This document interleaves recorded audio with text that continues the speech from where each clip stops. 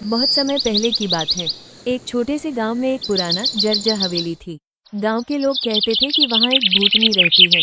रात होते ही वहां से अजीब आवाजें आती, कभी रोने की, कभी हंसने की। इसलिए कोई भी उस हवेली के पास जाने की हिम्मत नहीं करता था। गांव के बच्चे जब खेलते तो आपस में कहते, जो सबसे बहादुर है वही हवेली के पास जाकर दिखाए, लेकिन कोई भी सच में जाने की हिम्मत नहीं करता। गांव में गोपाल नाम का एक साहसी लड़का रहता था। वह पढ़ाई में तेज और दिल से नेक था।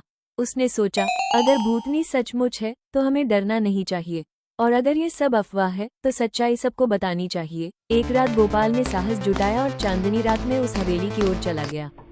हवेली बिल्कुल सुनसान थी। टूटी दीवारें, जाले से भरे कमरे और टिमटिमाती रोशनी। अचानक ऊपर से आवाज आई, कौन है जो मेरी नींद तोड़ने आया है? गोपाल का दिल जोर जोर से धड़कने लगा, लेकिन उसने हिम्मत नहीं हारी। तभी सामने से सफेद कपड़ों में लिपटी एक भूतनी दिखाई दी। उसके लंबे खुले बाल, लाल लाल आंखें और हाथ में दिया था। भूतनी ने कहा, मैं कोई बुरी आत्मा नहीं हूँ, मैं इस हवेली की मालकिन थी। बहुत साल पहले धोखे से मेरी हत्या कर दी गई और तब से मेरी आत्मा यहाँ भटक रही है। मैं किसी को नुकसान नहीं पहुँचाती, बस चाहती हूँ कि कोई मेरी सच्चाई जाने। गोपाल ने डरते डरते पूछा, माता जी, मैं आपकी कैसे मदद कर सकता हूँ? भूतनी बोली, मेरा अंतिम संस्कार पूरे विधि विधान से नहीं हुआ। अगर कोई मेरी आत्मा के लिए प्रार्थना करे और दीप जलाए तो मुझे मुक्ति मिल जाएगी। गोपाल ने अगले दिन गांव वालों को सब बताया। शुरुआत में किसी ने विश्वास नहीं किया, लेकिन जब गोपाल ने दृढ़ता से समझाया तो सभी राजी हो गए।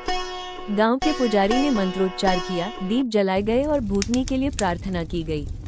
धीरे धीरे हवेली में तेज रोशनी फैली और भूतनी की आत्मा मुस्कुराते हुए आकाश की ओर चली गई।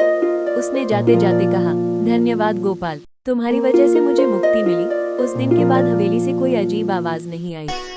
गांव वाले अब वहां से डरते नहीं थे। अब गांव में खुशी का माहौल था। सब पहले जैसे हो गया था। बच्चे खेल रहे थे, बूढ़े बुजुर्ग आपस में बातें कर रहे थे।